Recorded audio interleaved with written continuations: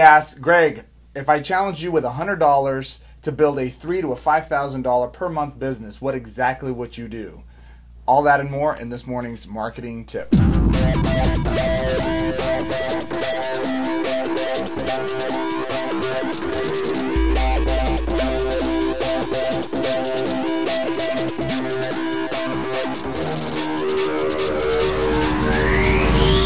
Ladies and gentlemen, boys and girls, children of all ages, it is I, Greg Gomez III, founder, CEO, MLMBusinessBlueprint.com, with another morning marketing tip to help you improve the performance of your recruiting so you can add dozens of people every week and walk across stage and collect those ridiculously oversized checks and get all the lifestyle you totally deserve because you rock. Welcome. So this morning, this is true. I actually had a challenge from somebody who says, hey, if I gave you $100 and had you just use your skill set in order to build a $3,000 to a $5,000 per month home-based business in the next 90 days, what exactly would you do to get that done?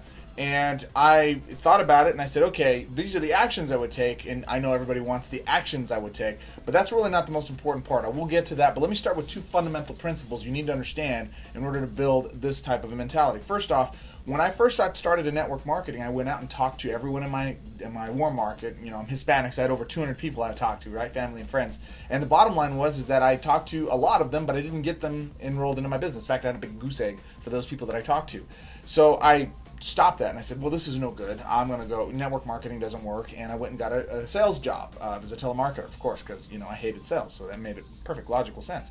Long story short, fast forward a few years, I got good at prospecting, I got good at presenting, got good at objection handling, and ultimately started to learn one fundamental principle that rules the way I run businesses now, and the reason I convert so well in anything that I do. And it's this rule, concept and philosophy number one. Don't try to sell what you want to sell what they want to buy. People won't buy for your reasons, they'll buy for their reasons, right? So it always is focusing on their wants, needs, and desires first. You always have to answer the most important question for your prospects, which is they're thinking, what's in it for me? Their next question is, what's in it for you? Why are you trying to help me? But we'll get to that skeptical mind in a little bit later on.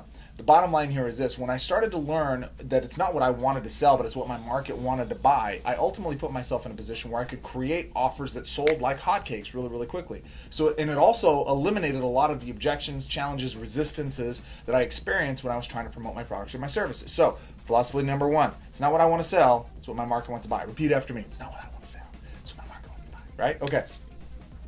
Philosophy number two, start small, get into profit, scale from profit. Right? I know that's a lot of different moving pieces. Let me say it again. Start small, measure, get into profit, scale from profit. This is an important life lesson because in one of my businesses, after I was hot and bothered and learned how to do all these skill sets, I could close anybody. I'm good. I'm one of the best. I got myself into a heap of trouble because I took on too much head weight, mostly ego, from a business venture I had partnered with somebody. And ultimately got myself into so much debt, and I was hemorrhaging cash, $14,000, $15,000 a month, that I just couldn't recoup. No matter how good I was building small, got myself in a profit for the core concepts of what I was doing, but I had so much overhead. I signed a 5-year lease on a place. Oh my gosh, massive revenue that I was just hemorrhaging cash. And bottom line is I just couldn't get myself out of it. All the debt I'd accumulated as a result of this bad business venture.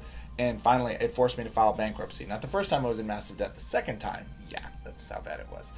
So what wound up happening was that I learned this valuable lesson, and it's ruled my businesses since, which is start small, get into profit first, build from profit, measure what it is you're doing, of course, so you can identify what's working, what's not working, and then scale from that profit.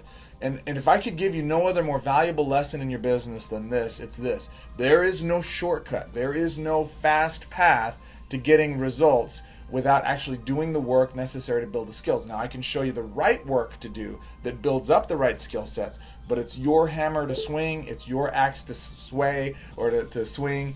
Bottom line is it's your work to do. I can't give you six-pack abs. You got to do the sit-ups, right? I can show you the right technique to do, the best technique, the fastest technique, the right combination of techniques for you to get the rock-hard abs you want. Right? Not really, but this is a metaphor.